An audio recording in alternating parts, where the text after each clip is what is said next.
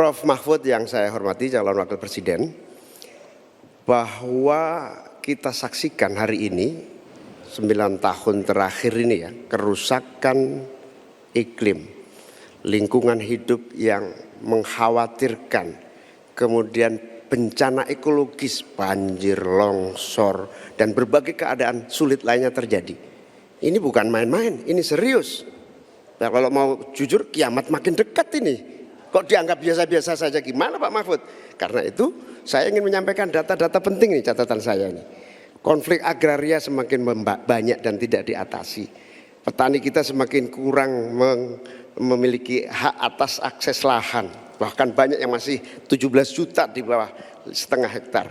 Ini bukan soal nakut-nakuti, ini fakta yang harus kita atasi. Bagaimana menurut Pak Mahfud? Apakah ini kesalahan visi atau kesalahan kepemimpinan? Baik, masih ada waktu? Cukup? Oke, terima kasih. Selanjutnya kami persilakan kepada calon wakil presiden nomor urut 3, Bapak Mahfud MD untuk menjawab. Waktu Anda 2 menit, Bapak, silakan. Ya, data yang disampaikan Pak Muhaimin tadi sudah saya sampaikan di dalam opening speech. Bahwa konflik agraria, Pak, di kantor Polhukam saja, itu sekarang 2.587 untuk ini. Apa? Untuk masalah Polhukam saja, belum yang laporan ke polisi, belum yang laporan ke BPN dan sebagainya, itu bisa puluhan ribu. Artinya data itu saya benarkan dan sudah saya katakan lebih dulu, sejak tadi.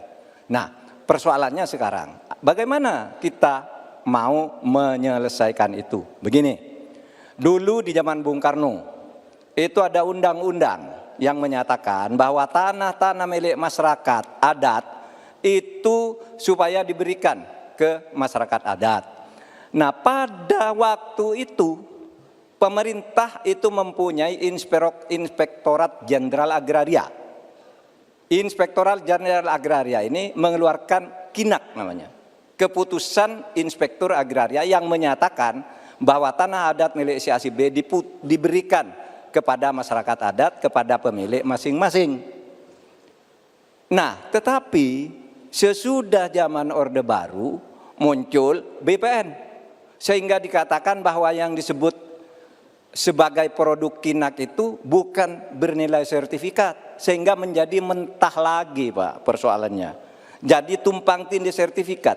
Pada saat KINAK itu dikeluarkan, itu secara hukum sah. Tapi begitu ada Orde Baru, itu harus bentuk sertifikat dari BPN. Terjadi tumpang tindih, terjadi kasus rempang, dan sebagainya, dan sebagainya. Oleh sebab itu, menurut saya ini harus dibuat kesepakatan bagaimana cara menyelesaikan ini. Selesai. Baik Pak Mahfud, terima kasih. Selanjutnya, kami persilakan kepada calon wakil presiden nomor urut 1, Bapak Muhaimin Iskandar untuk menanggapi. Waktu Bapak 1 menit, silakan. Ya, banyak masalah yang menjadi kendala terlaksananya reforma agraria. Salah satunya birokrasi kita, kesungguhan politik kita, kemauan kepemimpinan. Di bawah presiden harusnya ada satu kelembagaan yang bisa mengelola reforma agraria dengan sangat sungguh-sungguh, tidak dibiarkan terus-menerus. Yang pertama soal reforma agraria, yang kedua soal lingkungan, bencana ekologis di mana-mana. Saya tidak menyalahkan siapapun ya, ini sebuah fakta yang harus kita antisipasi bersama dengan baik-baik, bahwa kita sedang mengalami ancaman bahaya lingkungan dan krisis iklim yang sangat mengerikan. Panas global yang masuk kepada bagian dari mengakibatkan petani kita gagal panen, gagal tanam dan seterusnya menjadi masalah. Saya hanya mengajak Pak Prabowo, Pak Gibran, Pak Mahfud, Pak Ganjar, saya, Mas Anies, dan siapapun untuk kita sama-sama tobat ekologis, memperbaiki ke depan menjadi lebih baik lagi. Tobat ekologis penting untuk masa depan kita. Baik Pak Muhaimin, terima kasih.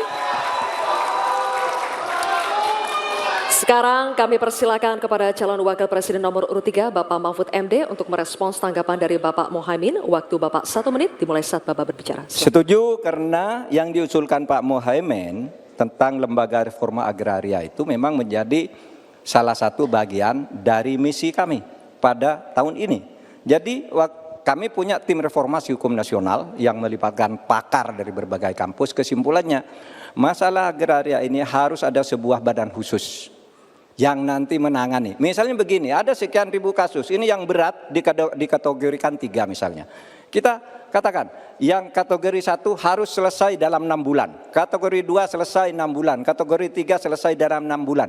Lalu kita mulai lagi menata kehidupan kita di bidang pertanahan. Sehingga tadi proses deeding atau kesepakatan untuk kinak dan sertifikat tanah itu akan menjadi bagian dari apa yang sudah kami rencanakan. Selesai.